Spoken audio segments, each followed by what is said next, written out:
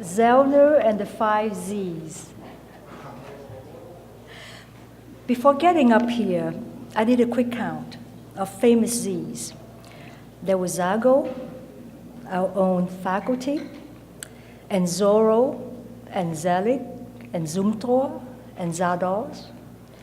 And there's also that famous deli in Manhattan, Zabar's. And a guide to good eats, Zagat. And then, of course, there are zebras, plumbers, Bill's Bond Man, and others who would like to be last on the phone book. I don't know what ZZ Top's motivation was, but I know that Nissan Z coupes,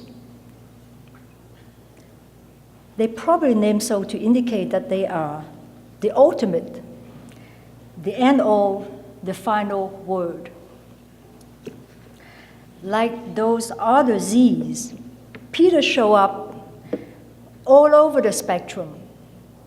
It seems to be in his character for his words to show up in newsletter, on pages of journals, and gallery ephemera, as well as book, De Rigueur on Architecture.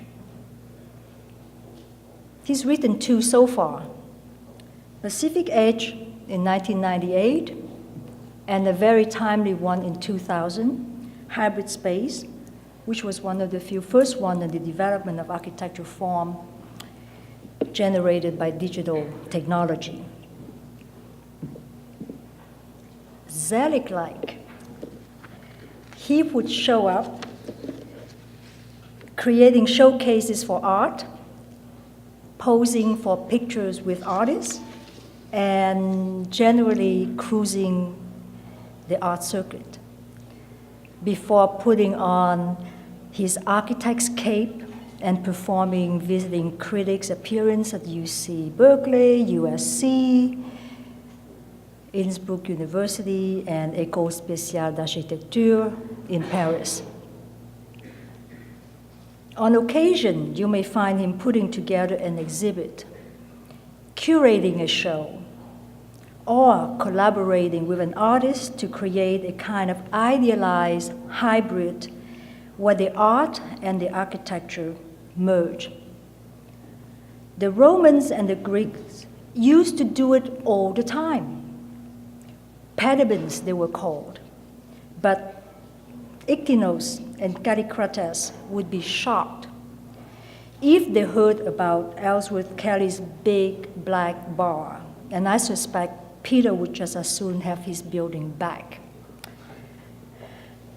Of course, the Zellner box set has to include the massive remodeling of Culver City's art district.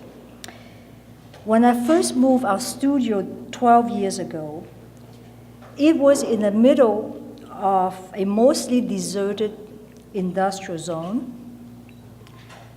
But leave it to Peter, now 12 years later, he has actually completed more projects than Eric Owen Moss in Culver City. It seems that he has single-handedly transformed blocks along La Cienega and Washington Boulevard into high-style stop for the in crowd. And as they say, there goes the neighborhood. Those buildings, of course, are from the hand of the less than zero Peter, the master of the unadorned white box, those obvious but not so obvious, simple but not so simple, diagrammatic but not so diagram obsessed as to be less than what they seem to be, spaces for the exchange of art. These are minimalist without angst, functional without effort, and essential without a diet. And then there is the south of the border Peter, the Zellner who builds with local labor and local materials. Concrete block, plaster, they all figured heavily there. No mask, no tricks, just heavy stuff. Not quite Zorro, but then who is? All those Z's are held together by the zealous Peter.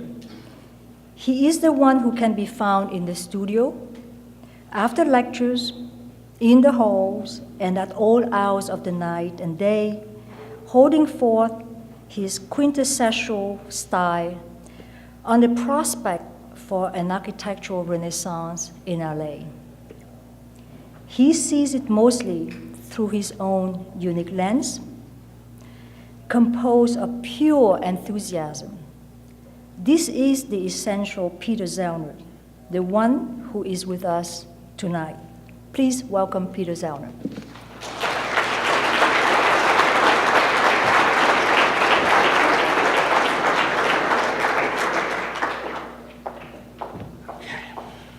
Well, that's an incredible introduction, and I hope it can live up to its promise. It's a real pleasure to be here tonight. So I really, I wanted to put the first slide last, or the last slide first, and thank this school. I've always been a fan of SCI-Arc, and I think a friend of SCI-Arc. And so it's quite an honor for me to be here tonight on our 40th anniversary of being SCI-Arc. I want to start by saying thank you to SCI-Arc, and I want to dedicate this lecture to SCI-Arc for being, despite its reputation for perpetual revolution, an oddly singular and consistent source of stability in an otherwise turbulent life, both as an architect and as an individual. So thank you. If you'll indulge me for a few minutes, I'd like to say a few words of thanks to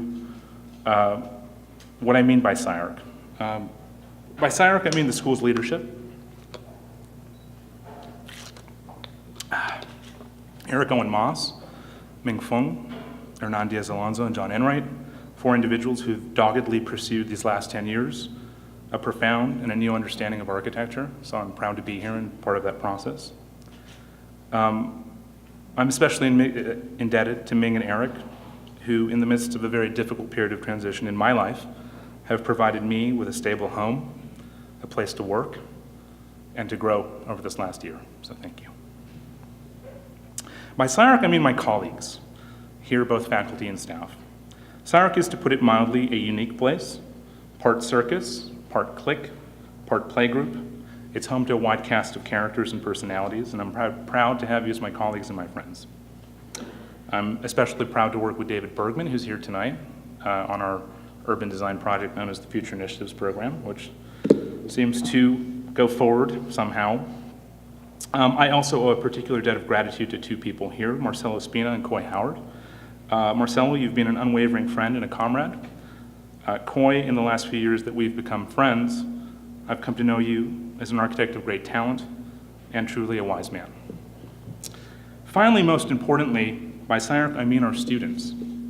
Too often, we, meaning the faculty, may forget why we're here, what our purpose is as teachers, what our responsibilities are to our students.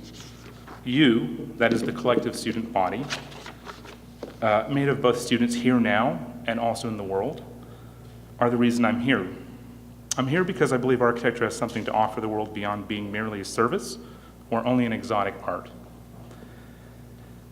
And that is something to be taught, discussed, and continuously confronted. So ultimately, this lecture is for you.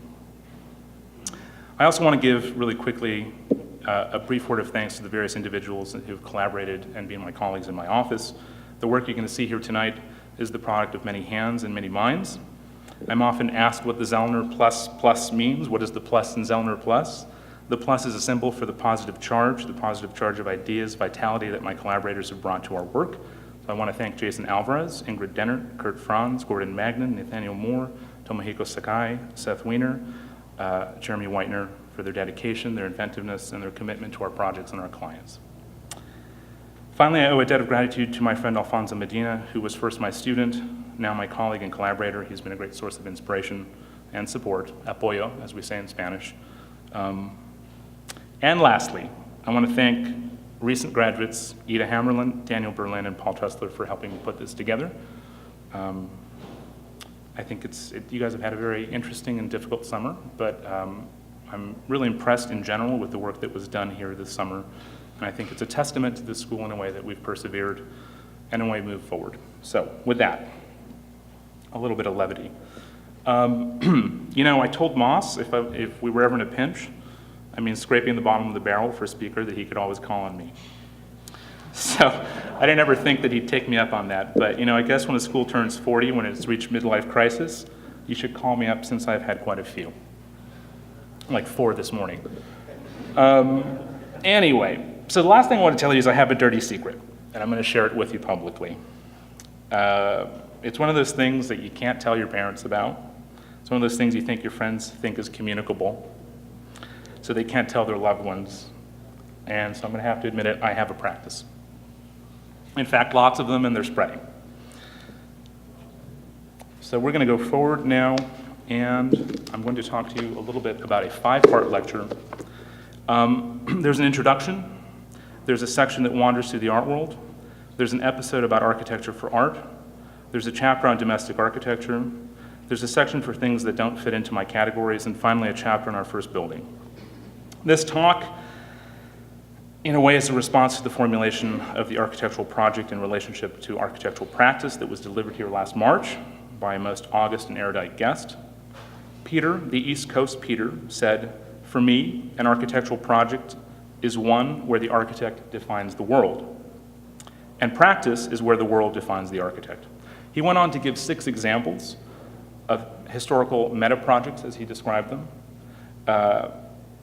from Vitruvius to Corbu, and showed work of his own that he said in part was associated with a larger idea of practice, of project, and also with keeping the doors open, as he said, practice.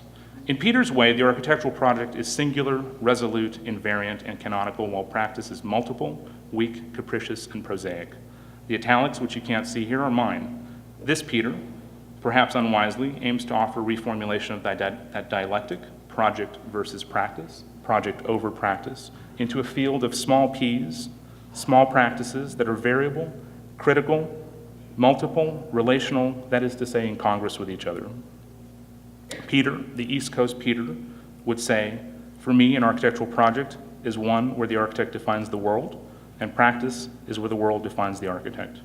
This Peter, the West Coast Peter perhaps, would suggest that architectural practices are the vehicles by which an architect navigates the world, and that projects are the procedures and maneuvers that define practices. Therefore, practices make projects, which in turn make more practices, and so forth. So, before I start, I will admit to a certain intellectual parochialism of being romantic, of being dedicated to an obsolete tradition, of being unusually obsessed with local and antique issues, and worse, of being unheroic and having minor ambitions, and that would be okay.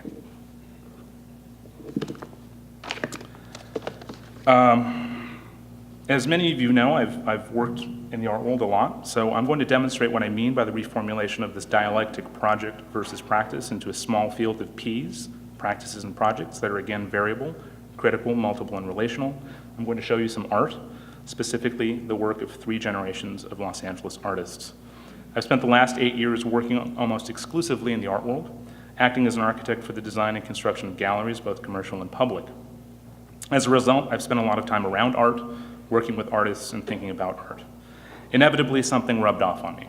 I'm going to walk through a series of animated indices that we've made in the studio of the works of Ed Ruscha, who began making art in 1958, Doug Aitken, who's a friend who, like me, was born at the end of the 60s and has been a significant figure internationally since at least the mid-1990s, and finally Akina Cox, who was born in 1984 and just graduated from Cal Arts. Akina will have her first exhibition with another young artist, Ariane Vielmetter, this fall at Marine Contemporary in Venice.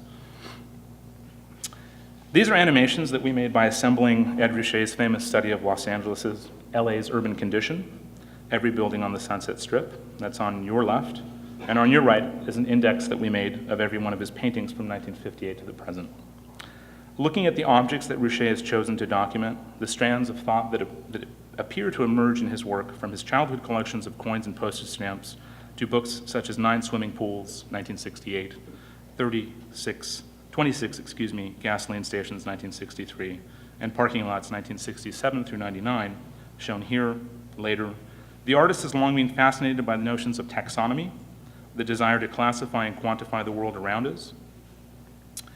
And within that, we can perceive not only a sense of real quasi-scientific investigation, but also fantastical, endless documentation verging on the absurd.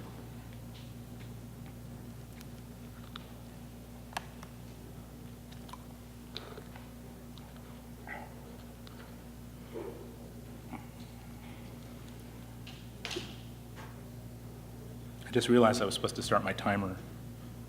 Anybody know when I started? No? Okay. Maybe I'll never end. Okay. I'm going to go forward now to the work of Doug Aitken. Doug uses a wide variety of media and artistic approaches, and his work leads us, he says, into a world where time, space, memory, and memory are fluid concepts. Aitken's body of work ranges from photography, sculpture, and architectural intervention to films, sound, single and multi-channel video works, and installations. The index we made here includes text sculptures, as well as photos and videos and installations. So Doug represents for me a sort of transition from the kind of still work of Ruscha, the still documentary work, into a much more mobile and technologized way of being and indexing the world. The next thing I'm going to do is I'm going to show a video by Akina Cox called Prologue. I'll read a little bit about her, and then I'll start the video. Akina Cox's approach, which I think is very contemporary, is, according to her colleague Ariane Vielmetter, to gather as much information as possible and use it to infiltrate and manipulate a rigid system. It's the notion that in order to approach abstraction, you first have to understand representation, or in order to make yourself visible, you first have to spend some time hiding. Oprah. I've been accused of being fussy. This doesn't make any sense to me, as I always thought I was a messy person. You have been able to pretend otherwise because you have always lived with people even more obsessive than you. But I can't seem to keep my house clean. That's because you are overwhelmed by the weight of your expectations. How do I escape that? Stop reining yourself in. Don't operate within specific parameters. Right now, you have so many rules for yourself that it is impossible to follow them all. Furthermore, those rules are not necessary for your work. You have created them to have the illusion of an ordered world, so you feel safer. You should use structure the same way you would play in a playground. You can always use the monkey bars with the slides as intended, but you can also run on top of them or go backwards. Monkey bars are really rigid. Yeah, but you are free to use them any way you wish. What I'm saying is, it's fine to give yourself a specific direction in your work. But make sure that it's more of a content-based structure, rather than formal decisions that have no correlation to your message. Your rules now almost form an exoskeleton around your work. Try to imagine your practice as having an endoskeleton, something you are free to build off of. An endoskeleton allows you to be more muscular. Predators always have endoskeletons. Exoskeletons are for the scared and the weak. Exoskeletons are for the scared and the weak. Okay. So specifically what I'm interested in these artists' works is the ways in which their practices or mediums, say photography versus painting, define their projects and vice versa. I'm especially intrigued by the crossovers and references that exist within multiple practices of each artist and the ways in which easy interrelationships between projects and practices blur from the 60s to the present in contemporary art. Every force evolves a form. If you know this, is mantra that the Mother Ann of the Shakers developed. It's a kind of Shaker form follows function dictum. So if we follow this, then these practices would suggest that what is of less importance is not the particular pieces of their work, but the body of projects shown by each artist, be they paintings, photographs, or sculptures. And from this, we can start to derive interrelationships between types of work, forms of practice, iterations of projects, variations across projects, understood across an archive or a body of practices and projects. Every form resolves a force is my own construction. And in this, types form iterations, iterations form variations, variations form archives, and so on and so on. My interest then tonight is using this talk to create an archive of our own works into types of practice that contain within them variant projects, and from those to spring new practices which are indexed once again into new archives. This process is circular, which is tied specifically to resolving incidental forces and addressing local issues, releasing the architect me, or at least this architect, let's say, from the burden and the dogma of the canon, from the tyranny of innovation and towards a more contemporary form of practice that aligns itself and aligns architectural projects with a wider cultural sensibility and other social forces, in my case, art. So here we have Ruscha's parking lots. And on your right, eventually you'll see an index of our projects. But like the parking lot series, the model for our work, both in terms of developing catalogs of variant and self-critical morphological and typological forms, as well as aligning particular architectural techniques with art-based practices, has to do with the process of beginning, as you see scrolling here on the right, to invent categories and archives into which we place our work.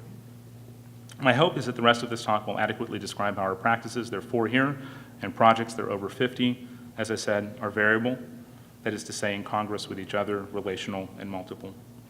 My goal is to demonstrate that within each practice there are multiple forms that resolve similar forces, and that, as I stated earlier, architectural practices are vehicles by which the architect navigates the world, and projects are the procedures and maneuvers that define our practices. So, for instance, what you see over here on your right is a gathering of our works organized by purpose. When it finishes scrolling, you're going to see from left to right unbuilt speculative works and competitions, works not involving art, works involving art, and everything we've built on the far right since 2004.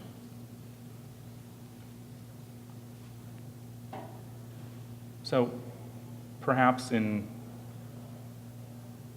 some ways, this sort of mapping could be applied to other practices. It would probably be inversive for a number of my colleagues. And that isn't to sort of qualify good, bad, just to sort of say that once we start to organize things according to their associations, it produces a kind of registry of, in fact, what you do. So what you do, in fact, is what you index. Forms of economy. Most of our work has been driven by the art economy, and in fact participates in art districts and the cultural geographies that they generate. We've built in art districts like Chelsea in New York and Culver City here in Los Angeles. In fact, we've built almost 20 spaces between LA, New York, and San Francisco. Art districts are both cultural geographies and cultural economies in their own right, and architecture participates in unique and unexpected ways in both landscapes. You can see at the bottom on the far right, that was Culver City, and above it was Chelsea.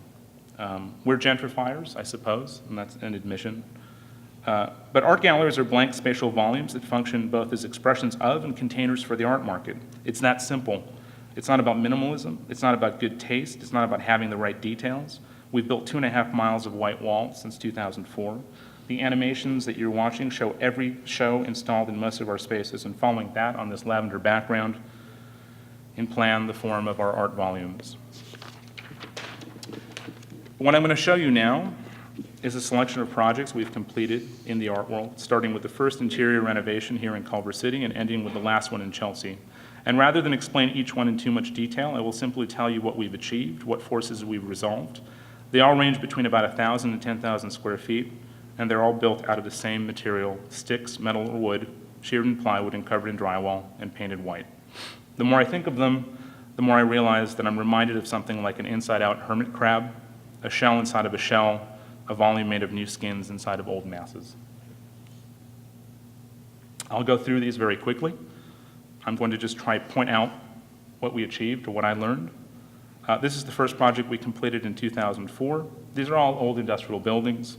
This is the project in Culver City.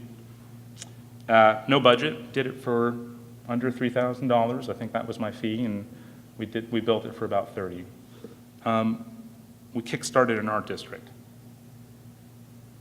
I'll say something about the plan organization. Usually there's a place to store art, there's a place to show art, there's a place to do the sort of managerial work that dealers do, there's a place to deal in the back, and there's a bathroom, usually reserved for private activities. From there, we went to New York in 2005, and I had my first pair of blue chip dealers. This is the Harris Lieberman Gallery. This was a personality project in which the clients requested that we provide them, very young dealers, with a kind of upscale, upmarket space. And again, you can sort of see that the majority of the space is kind of quantified as large, open plan, display space, showrooms as they're known, storage in the back, and at the top, again, the sort of managerial spaces. That's the client, Mr. Lieberman. And in this case, these were two young dealers who wanted to upgrade their public image. They're very successful. You have to remember these people move $1 million pieces of art every month. You know, they work with artists who have collectors from all over the world. So it's typical at an art fair, for instance, for them to exchange amounts of money that for architects seem, you know, unimaginable. But from there, we did a public project here in Los Angeles. This is LAX Art. It was our first public nonprofit space, and I think what was important about it was the first opportunity to work with artists on the development of a facade. In this case, this is Daniel Joseph Martinez. That facade has been repainted since 2005 by various artists. The plans really don't matter, frankly. Circulation's more important, really, than any particular crenellations that might occur in the plan. Lighting counts. This is Macaron. This is the first gallery in New York that we completed behind storefront windows, and I guess that the in situ concrete shell was also a sort of challenge to work on. So if you look on the sort of upper right, you'll see that we set the walls off the storefront to create, in fact, another gallery space behind the storefront, which I don't show. And then that was repeated here in 2007 at the Sweeney Gallery, which was our first institutional project for the University of California, Riverside. So from that, we came back to Culver City in 2009. This is the Vielmetter Gallery. I guess what matters here is that it has a sort of very German regimentation. Pay attention to the plan, because this is a repeat client, and we're doing about the same thing to our house as we did here for the gallery. Wall space, nice clients. That's all I have to say about this. And finally, strangely, as a way of kind of completing the circuit, this is 5428 West 22nd Street, which is the old Dia Foundation building, which previously was an industrial building, which has now been redeveloped into residential. And so I think we've been participating in a kind of cycle of gentrification, degentrification over a period of about a 20-year cycle, let's say. So those are the galleries. I want to talk a little bit about houses. I've been obsessed this last decade with two concepts. The first is the idea of our city, the city of Los Angeles, as a city of houses, an archive of infinite residential variations and opportunities, a suburban utopia. The second obsession I have is cataloging residential architecture in LA as urbanism by other means. One architect at a time, one building at a time. What you see on the right is an index we made derived from a course I taught here in SCI-Arc in 2003 and again in 2007 entitled The Los Angeles, in which my students and I examined 100 residential designs from Green and Green and Irving Gill to Greglin and Neil Denari, with Wright, Schindler, Neutra, Eames, Gehry, Morphosis, Mangurian and Hodgetts, Howard, Moss, Israel, and others along the way.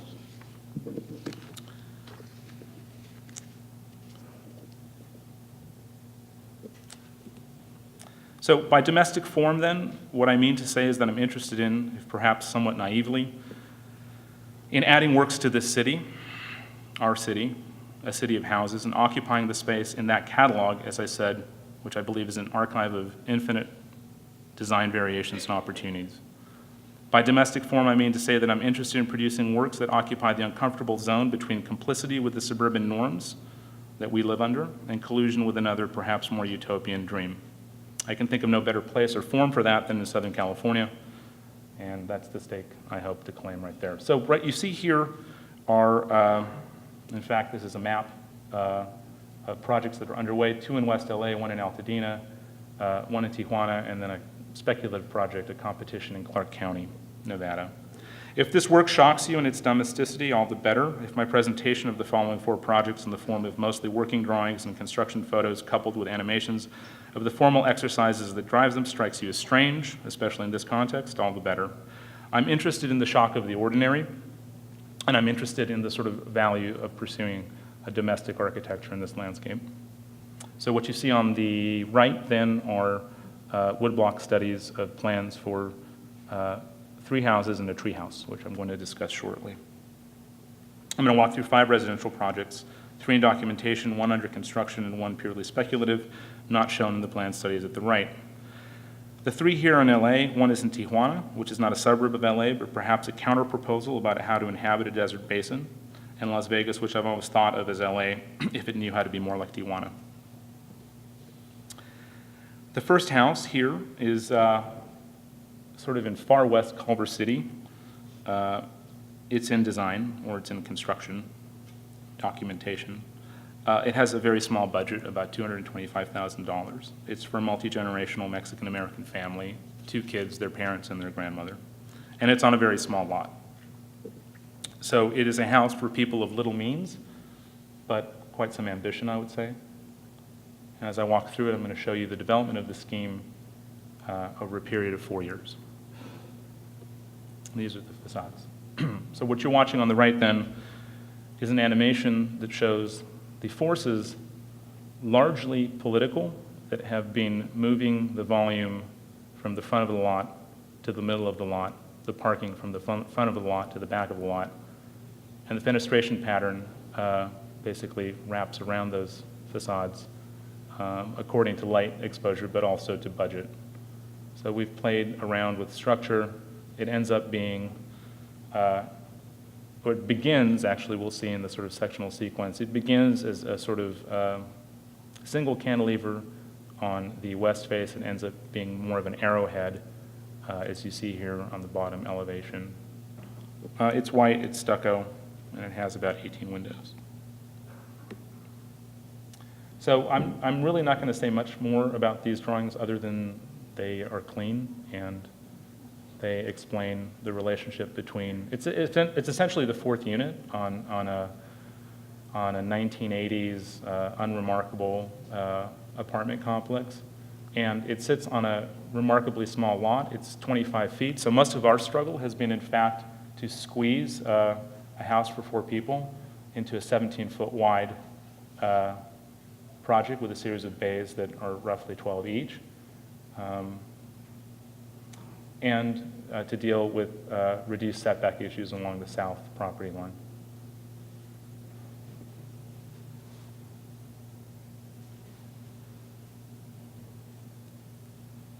It's exceedingly simple.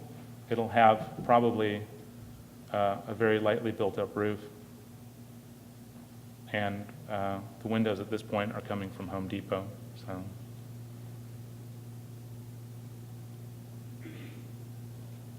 It has a nice section over the stairwell. Okay. The Vielmetter house is, as I said, a repeat client. It's something I didn't think I would do initially. It's a renovation to a ranch-style home, which I think terrifies most architects. It brings up all sorts of, I guess, images of 1950s suburbia or 40s suburbia. And essentially what you see on the right is a series of plan evolutions as we've tried to sort of clean up a series of buildings that date to 1909, 1928, and I believe 1952. So if you remember the gallery plan, we've sort of reproduced the same spatial organization, although this time we're organizing people and bodies, not art, although the house is intended to display art. This is the reflected ceiling plan, and there the east elevation. So it has a kind of shockingly domestic, almost rural quality to it.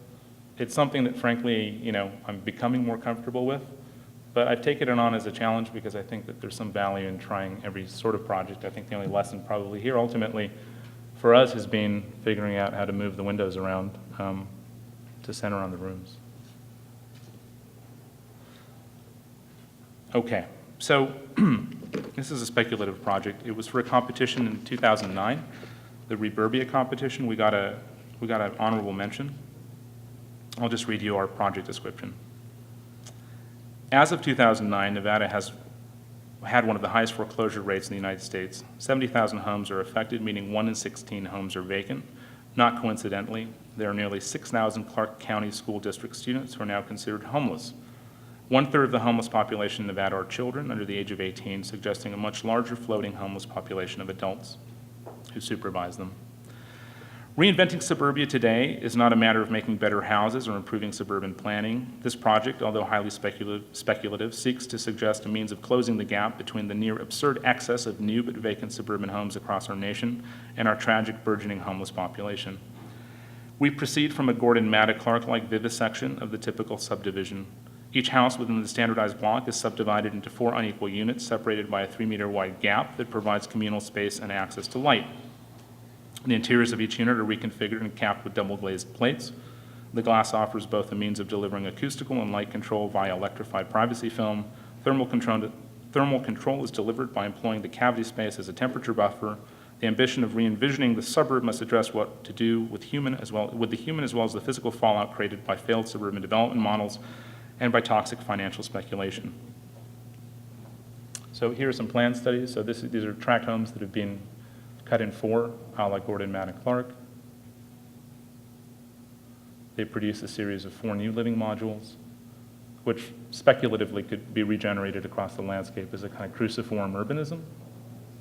In between the houses, we proposed to place walking paths and room for buses to drive through.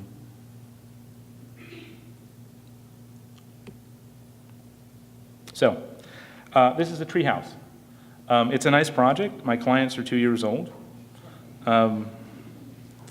They belong, or they are the children of an art collector who lives in West L.A. and also lives in a ranch home, as you can see here. And so what you're seeing on the right are a series of animations that we made to study ways in which we could occupy the space between 2 palm trees that form a kind of V, as you see here. And the goal was not to touch the trees.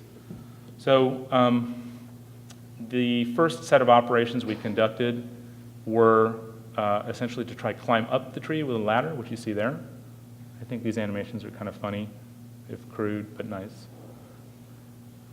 And as you'll see in the next step, as I walk through these drawings, the current solution is to kind of build a ladder and a slide, like a tongue that wraps itself through the trees, 1 box on one end being, as you see here, a kind of enclosed play zone for the kids that they climb into, and then are able to slide out of.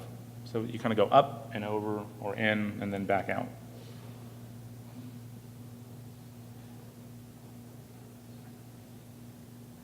These are views out of the treehouse. So we're studying, right at this moment, we're studying how to perforate the thing. The goal is to have the thing art fabricated, which means that in a way we could actually deliver it to site and install it without having to actually touch the tree itself. And I think in the next animation, if it runs, you'll see the final iteration. What you see here are some unfolded drawings and exploded drawings of the treehouse in its current configuration. So, Ming mentioned earlier our work in Tijuana, which I'm going to show now. I've really had a very great opportunity to start to build a house in Mexico, working with Alfonso Medina. This is a house for a young couple and 3 children. It's based on essentially a series of geometrical offsets from the tract block dimensions, which form a trapezoid. These are cul-de-sacs, essentially, at the end of a suburban American-style suburb, and then the development of the project through a series of 5-meter modules, and finally an ambition to create a house with a heart. So you'll see in the site in a second that there is a kind of a V shape that is produced by the offset of two 5-meter bars, which then have a series of cubes stacked on top of themselves.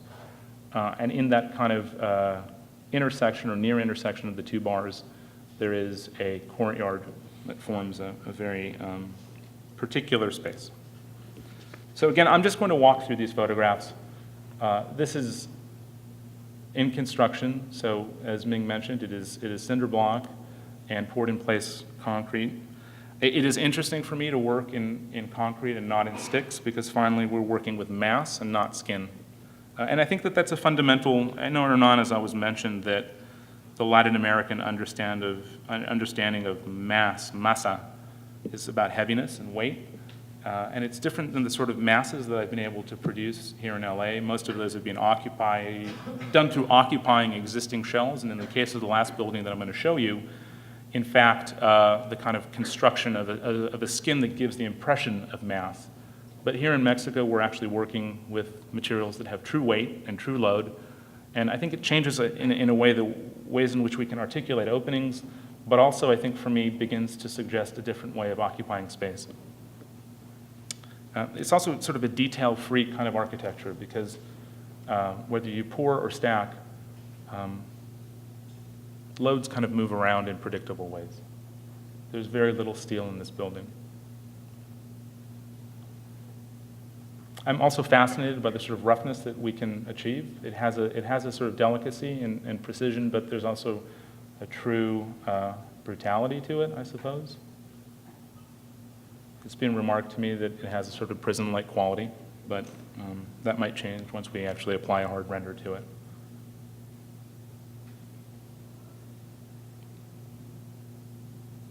The fenestration pattern also is based on a kind of staggered offset module. This is the stairwell, the central stairwell. There's an atrium that connects the two volumes and a bridge that actually flies across that. Okay, so we have two more sections, and then I'll let you go home. Non-relational forms, or the arrangement of non-relational forms. This chapter of the lecture, the third, is what I'm terming works that involve non-relationally arranged forms. That is either via compositional techniques that involve collage and bricolage, as well as projects that explore uneasy volumetric arrangements, chiseled or sharpened edges. This chapter is also, for lack of a better excuse, the place I put projects that don't fit into any of my other categories. So they're either here because they're experiments that have failed or efforts that I quite don't know how to handle yet. Some of these projects are too big for me to totally control, either urban designs or larger scale complexes. And if they're out of control, some are frankly just bad. My judgment. In a way, I think that these projects bear the most promise for my practice, and in that sense, the most risk. I am by nature either reckless, some of you know that about me, or timid, you know that too. And now these works remain caged, for me too volatile, I think, and too untested for wider use. The fact that I'm willing to admit this to you here, especially in this context, may be something I have to think about quite seriously as both a teacher and a practitioner. The project I'm going to show you now and talk briefly about was developed between 2008 and 2010 for For Your Art. That's an organization that's run by Bettina Korik, who served as a client for this exercise. Bettina engaged us to develop this as a real-world analog to her online press and publicity activities, and so I'm going to read to you next from her mission statement, so you better understand the activities of the client in this project. For Your Art curates opportunities to see, collect, and learn about art with the goal of educating its readers on new ways to enrich their lives in the areas of arts and engagement and patronage. The weekly For Your Art FYA email started in 2006 after founder Bettina Korik realized the potential to attract patrons in the Los Angeles area who were looking for a highly edited, trusted source of information about art and cultural engagement in the city. The email has been sent every week since then as a public service of her arts consultancy and will launch in New York and everywhere in 2012-13. For Your Art works closely with its partners and collaborators to create energy and attention around arts engagement and patronage in Los Angeles and beyond. With a strong spirit of corporate responsibility and giving back, For Your Art is uniquely focused on helping connect commercial, nonprofit, and civic partners. Okay, so we developed a building with Bettina, as a kind of conceptual proposal for something she was calling FYWHQ, For Your Art World Headquarters, which was thought of as a Los Angeles-based building related to FYA's framework, mission, and vision, a new model for an energetic art center, both public and private. Intended in part as a provocation about the status of the contemporary art institution and a proposition for the development of a transit-oriented cultural hub, For Your Art World headquarters was to be located at the intersection of Wilshire and Normandie over the Metro Red Line station, roughly halfway between LACMA and MoCA. So you can see that the building actually here is at the halfway point in Koreatown between the Los Angeles County Museum of Art and MoCA, and of course now the Broad, but it is actually on a transit path between the Getty, the Hammer, and those other institutions. So there was a notion that the client had about creating an institution that could be accessed in Los Angeles without a car. I should note also that we worked with Bureau Happold on this project, specifically Matthew Melnick and Ron Elad. So I'm not going to say much more about the project other than to note a few unique qualities, its relationship to its site's history, the structural solution, which is unique. And I'm going to start sort of flipping through this as we go. This is a sort of analysis of the location of the project relative to its site. You can see it actually sits at the nexus of several public transit corridors. And the solution to the project structurally is a set of steel baskets or cages, which are hung off truss-like arms and elbows resting on shelves attached to a concrete spindle, which you just saw there. The building's loads are carried up onto branches. These are the floor plates that rest on a trunk like fruit hanging on a tree. The skin is meant to be solar photovoltaic, but its black reflective quality is meant to be contextual and references the eco-aesthetics of the 1970s, as well as my own interests in Brancusi's totems as a figural model for a mid-rise urban tower. So I'm just going to run through the plans quickly and a few images. The section suggests to me that the building is highly derivative. It's a stack of concert halls. So somehow I still think that as one moves around it, it produces a sort of originality. And it produces, I think, a kind of sculptural identity, which I think is an eloquent way to address an urban location.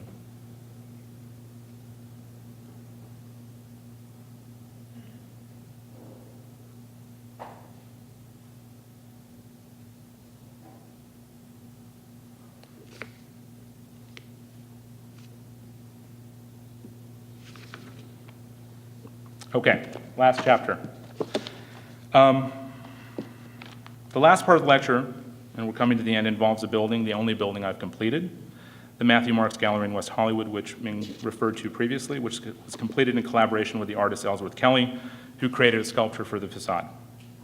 By economy of form, I do not mean cheap or efficient. I do not mean restrained or minimal, but rather I mean that it is a term for an attitude or a process that precisely extracts from the materials at hand and the structural systems in use a set of sensibilities and effects that have local significance but wider ambitions. Economy of form ideally produces a fitness between means and expression. Every form resolves a force. I think the building's self-explanatory, so I won't bother to show you the plan or the sections. You can find them online. They're so basic that a 4-year-old could probably draw them, and yet so easy to misunderstand that building the diagram correctly was one of the toughest challenges of my career. So I'll say something about the building itself in a second. But it's a 3,000 square foot building for Chelsea Gallery owner Matthew Marks. As I noted, it has a facade embellished with a 2.5-ton metal sculpture. It was conceived as a monolithic, windowless, 70-foot long, 40-foot wide, 32-foot high white stucco box, an unyielding massing intended to provide a distinct transition from the highly trafficked commercial strip along Santa Monica Boulevard to the residential district to its south. And in this slide here, I'm going to show you just a collection of things that I was thinking about in the vein of an American tradition, an architecture for commercial purposes massed as high art or heritage. You all know the references, Mr. Venturi's infamous take on semiotic architecture on your left, and of course a series of bank buildings by Louis Sullivan in the Midwest, his so-called jewel boxes that are small temples or miniature monuments. This is the site. You can see the intersection of Fairfax and Santa Monica there and the building that used to exist on it. These are photographs of the pre-existing building. This project started as a renovation to this building, and due to certain structural problems, we decided to build a new building. What you're watching on the right is a book of pictures entitled 101 Stucco Facades, which I developed for the client over 3 to 4 days in 2009. Darren Vieira, who I think is here, documented the use of stucco render along LA's principal east-west boulevards, Melrose, Santa Monica, Olympic, Pico, Venice, Washington, and Adams. So for the rest of this evening, I am going to stop speaking. I'm going to just read from an essay that my friend Paul Preisner wrote about this building, since I think he's captured far more eloquently my intentions than I could have. The book is a collection indebted to the 16 simple but profound book projects by Ed Ruscha produced between 1962 and 1978. Some extend a look at the Los Angeles vernacular through looking at buildings, every building on the Sunset Strip, or the car, 34 parking lots. Like Ruscha's artist books, 101 Stucco Facades hopes to meditate on the ordinary, and in the collection we can start to see the perverse interests that later emerge in explorations in the Matthew Marks Gallery. It's unclear in the book whether the attraction to the sum of these buildings is due to their ubiquity in the city and therefore somehow emblematic of a local style, but the scene offers the possibility that curious lumps of stucco around the city have the capacity to produce pleasure in spite of and because of their seeming lack of interest in producing pleasure. All 101 buildings look more or less the same, and while it's simple, their clear lack of a larger ambition and the blank street stares that they offer back produce a sensation that proves powerful in its strangeness. So as I advance now through the development of the project, I'll note that we started without the Kelly. This was the project as it was presented to the city of West Hollywood. And then I'm going to show you the building with the Kelly. Mr. Ellsworth Kelly was brought into the project at the completion of its design, and I visited him in his studio in upstate New York, and we discussed the interrelationship between architecture and art. And he mentioned to me that when he was a young artist, he'd sent a letter to Korb, and he'd sent him images of his paintings. And Korb wrote back to him saying, "Send me your work when your art is big enough for my architecture." And I realized that my architecture is small enough for his art, which is, again, a good thing. So this is black over white. There's a series of studies that were done basically from the 50s, 60s, and were done first in Paris and later in New York, and I guess this is the last and final expression in in Los Angeles, excuse me. And what you're seeing on the right then are compositional studies that relate the placement of the piece to the facade. This is a study in Mr. Kelly's studio of the building with the black bar applied, and here the transformation of our architecture into our architecture with Mr. Kelly. So again, before and after. All right, so again, I'm going to conclude by reading from Paul's forthcoming essay, and then we're going to watch a time-lapse study of the facade that will mark the end of my talk. From Mr. Paul Preisner. The building doesn't quite rightly fit into its site, and it looks uncomfortable in its own body. As a contemporary gallery, it seems more like David Byrne's suit than a helmet lawn. This clearly could not be the intended result of a project with a quarter of its facade applied with money in the form of a 2.5-ton Ellsworth Kelly. The building owns a number of proportional oddities, intentional and some accidental, that aggregate into the production a confusing big little piece of architecture. There are exactly two tricks used to take a seemingly couture gallery box and turn it into an artless expression of awkwardness and propose a new set of valid experiences within architecture. Let's take a moment to size up the project. A quarter of the 40-foot wide by 32-foot-6 high front facade is decorated by an important artist. The remaining facade decisions involved selecting the stucco and designing the entrance door, which it seems both a touch too small for the job at 48 inches wide and a touch too tall at 12'6" in height and flush with the ceiling of the entry. Upon entering the building, one is subtly compressed into a small vestibule with a 12'6" high ceiling that lines up with the door just passed through. The small lobby anteroom orients one to an off-axis gallery entry, which reveals a single exhibition space with a 16'6" high ceiling and 6 rectangular skylights. A view up to the walls reveals the aperture to be at 25'8" in height from the floor and well below the expectations one has seen from the street, at which point it's clear the Kelly is part of the parapet. Traditionally, the entry vestibule would sport a significantly reduced ceiling height in order to alert the audience to their entrance into the work and condition them to become accustomed to a more personal scale of interior in order to dramatize their subsequent entry into the enlarged main space of the gallery, or library, or museum, or home, or what have you. Here, great effort is made to enlarge the perception of the gallery by extending the parapet to 32'6" top elevation, which combined with the door size, the Kelly and the stucco produce a wider than tall building that feels taller than wide. It is a short sequence, to be sure, at only 3 positions, 1 outside, 2 inside, 3 gallery. The small size of the project limits its effects to a single instance, which frustrates its resolution. However, it provokes and lays down the possibility for a formless formality. Thank you.